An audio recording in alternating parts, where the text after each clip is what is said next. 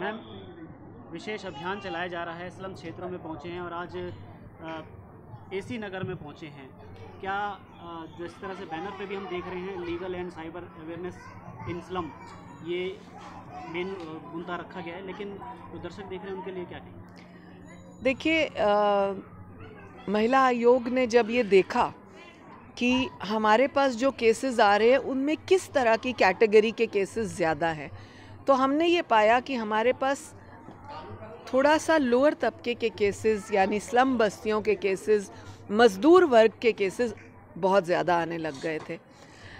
हम लोगों ने विचार किया केसेस को स्टडी करके कि इनमें डोमेस्टिक वायलेंस बहुत है,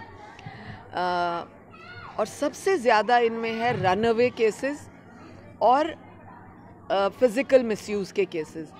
इन बातों को हमने देखते हुए ये विचार किया कि हम स्लम बस्तियों में कुछ बस्तियों में जाएंगे और वहाँ जाकर उनको साइबर क्राइम के बारे में, उन बच्चों को, उन महिलाओं को और लीगल अवेयरनेस उनको बताएंगे। जो डोमेस्टिक वायलेंस के केस हैं, पत्नी को छोड़ दिया, घर भेज दिया, बच्चों समेत उसे मायके भेज दिया और वो बेचारी गरीब महिला या उसके माता पिता दिहाड़ी के होते हैं, तो वो अपने लिए वकील नहीं कर पाते, अपना केस नहीं लड़ पाते। इस नाते वो बच्चों समेत अपने मायके में कई कई वर्षों तक रहती है।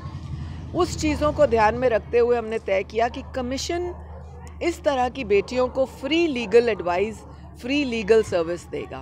तो हमारे जितने भी एडवोकेट महिलाएं जो महिला आयोग से जुड़ी हैं, हमने उनसे बात की। उन्होंने कहा ऐसी स्लम बस्तियों के लिए, ऐसी गरीब बेटियों के लिए, बहनों के लिए हम सेवा करने के लिए तैयार हैं। तो हमारा भी हौसला बढ़ा और स्लम में जाकर हमने ये बात रखना शुरू किया।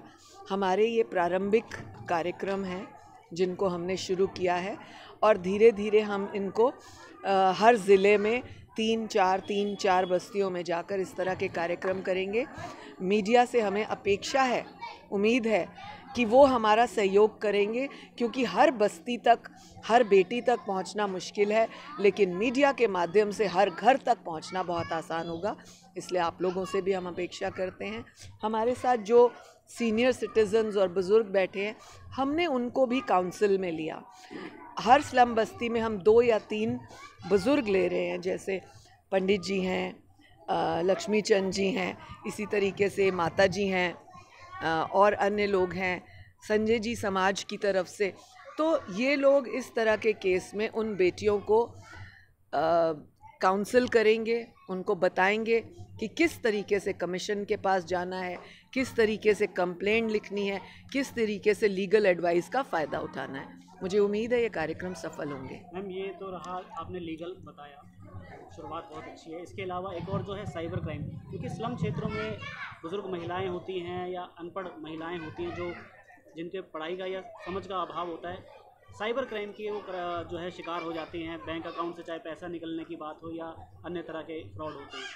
देखिए, हमने इस बात को ध्यान में रखते हुए, साइबर क्राइम को ध्यान में रखते हुए, क्योंकि 2 तरह का साइबर क्राइम सबसे ज़्यादा आ रहा है। एक बैंक अकाउंट से जुड़ा हुआ क्राइम, लोन से जुड़ा हुआ क्राइम, इस तरह का फाइनेंशियल एस्पेक्ट्स को देखते हुए, और एक क्राइम जो सबसे ज़्यादा हो रहा है वो हो रहा है छोटे बच्चों के साथ। हमारे पास 4ठी कक्षा, 5वीं कक्षा, 7वीं कक्षा ऐसे बच्चे हमारे पास केसेस आते हैं जिनकी माताएं हमारे को आकर ये बताते हैं कि हमारे बच्चे ने तो मोबाइल में पढ़ाई के लिए ये ऐप भरी थी, लेकिन उसके साथ ऐसा हुआ।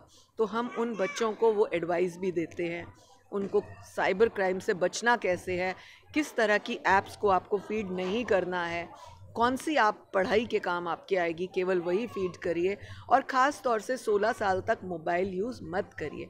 केवल जो आपको टैबलेट स्कूल्स में मिला हुआ है उसी का इस्तेमाल करें। ये सारी बातें हम उनको बताते हैं ताकि क्राइम रेट कम हो।